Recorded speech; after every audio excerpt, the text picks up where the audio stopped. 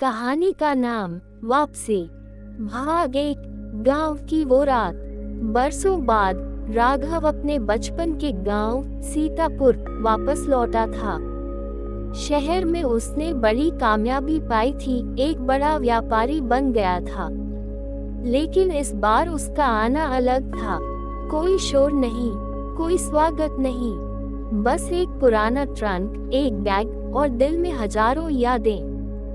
गांव में कदम रखते ही उसे बचपन की गलियां पहचान में आने लगी। मंदिर की घंटियों की आवाज, मिट्टी की खुशबू और दूर से आती बांसुरी की धुन, सब वैसा ही था, लेकिन कुछ बदल भी गया था। लोग नए थे, घर पुराने लेकिन जर्जर। राघव का पुराना घर अब खंडहर बन चुका था। वहां खड़े होकर उसे अपनी माँ की आवाज याद आई, राघव, पढ़ाई कर लो वरना कुछ नहीं बनोगे। भाग 2। पुरानी डायरी। वो उसी खंडहर में रात गुजारने की सोचता है, उसी कमरे में जहां कभी वो और उसकी बहन रेशमा पढ़ाई किया करते थे। सफाई करते वक्त उसे एक पुरानी लोहे की पेटी मिलती है। खोलता है तो उसमें रेशमा की डायरी होती है। डायरी के पहले पन्ने पर लिखा था, ग्रेटर देन, अगर कभी भैया लौटे तो उन्हें सब सच बताना है। राघव की आंखों में आंसू आ गए। आखिरी बार उसने रेशमा को 10वीं की परीक्षा के बाद देखा था, फिर वो अचानक गायब हो गई थी। घर वाले कहते रहे कहीं चली गई होगी, शहर भाग गई होगी, लेकिन राघव जानता था कि रेशमा कभी ऐसा नहीं कर सकती। डायरी में लिखा था कि रेशमा को गांव के एक दबंग ठाकुर के बेटे से जान का खतरा था। उसने कई बार रेशमा को परेशान किया और एक दिन उसने रेशमा को धमकी दी, अगर तूने मुंह खोला तो तुझे और तेरे भाई को खत्म कर दूंगा। भाग 3। रहस्य की परतें। डायरी में आखिरी दिन का जिक्र था, 13 मई 2005। आज मैंने सब बता दिया मास्टर जी को। वो कह रहे हैं वो कुछ करेंगे, लेकिन मुझे डर लग रहा है। राघव उसी मास्टर जी को ढूंढता है। अब वो बूढ़े हो चुके हैं, लेकिन उनकी आंखों में अफसोस साफ दिखता है।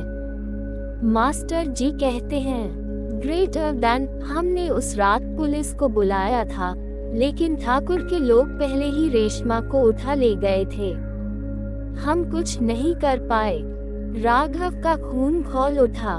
उस रात वो गांव से बाहर था। जब लौटा तो उसे बस इतना कहा गया कि रेशमा भाग गई है। भाग 4। बदला या न्याय। राघव अब शांत नहीं बैठ सकता था। उसने ठाकुर के बेटे सूरज सिंह को खोजा। वो अब भी गांव में एक रसूखदार आदमी था, लेकिन राघव अब कोई छोटा आदमी नहीं था।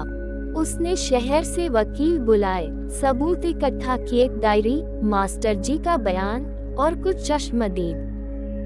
2 महीने की कड़ी लड़ाई के बाद अदालत ने सूरज सिंह को उम्र कैद की सजा दी। गांव में पहली बार किसी बड़े आदमी को कानून के सामने झुकते देखा गया। भाग 5। नई सुबह। अब राघव ने उसी खंडहर को फिर से बनवाया। एक छोटी सी लाइब्रेरी और बालिका विद्यालय खोला, रेशमा स्मृति संस्थान।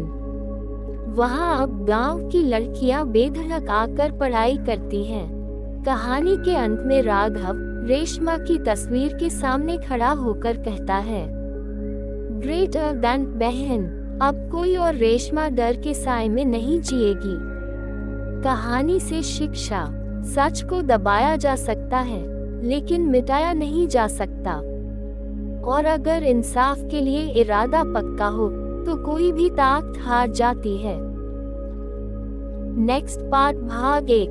गांव की वो रात और रेशमा की डायरी। बरसों बाद राघव अपने बचपन के गांव सीतापुर लौटा था। शहर की चमक दमक में सफलता पाने के बावजूद उसके चेहरे पर एक खालीपन था। ना कोई स्वागत करने आया, न कोई आवाज दी। गांव उसे अनजान लगने लगा था। लेकिन जैसे जैसे वह पगडंडी से अपने पुराने घर की ओर बढ़ा, मिट्टी की सोंधी खुशबू और मंदिर की दूर से आती घंटियों की आवाज ने उसे रोक दिया। सब कुछ बदल चुका था और फिर भी कुछ नहीं बदला था। उसका घर अब एक खंडहर था, छत टूटी हुई, दीवारों पर काई जमी हुई और दरवाजा लगभग गिरा हुआ। लेकिन यही घर उसकी यादों से जुड़ा था, माँ की पुकार, बहन रेशमा की हंसी और पढ़ाई के वो छोटे छोटे पल। वो रात वहीं गुजारने की सोचता है। एक कोने में कुछ लकड़ी और पुरानी अलमारी के नीचे उसे एक लोहे की छोटी पेटी मिलती है। वो खोलता है और उसमें होती है एक डायरी, रेशमा की डायरी।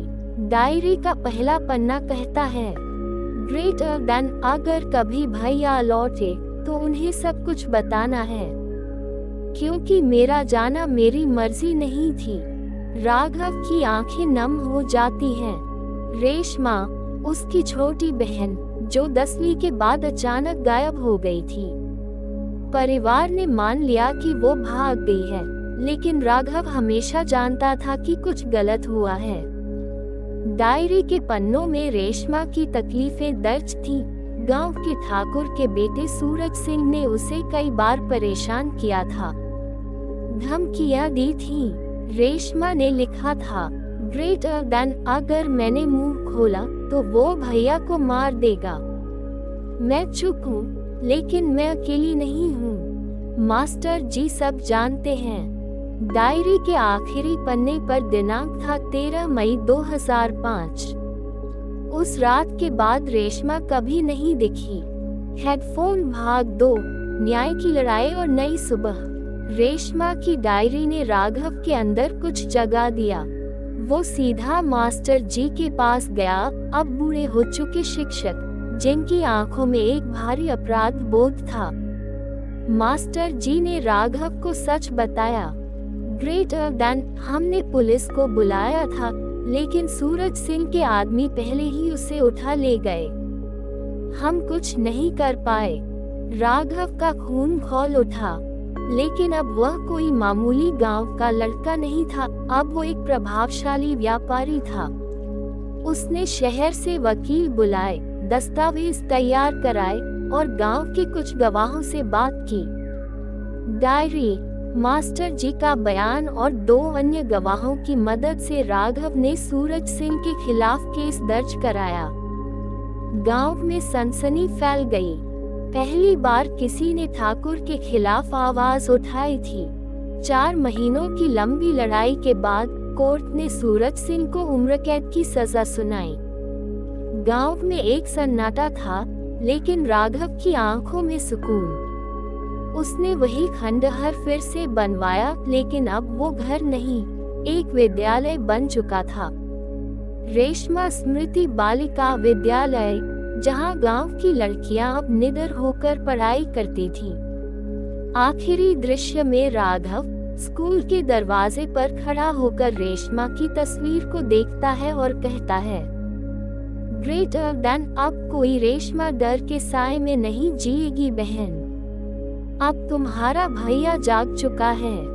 बुक्स, शिक्षा, कभी कभी इंसाफ के लिए देर लगती है, लेकिन जब दिल में आग हो तो अंधेरा भी रास्ता छोड़ देता है।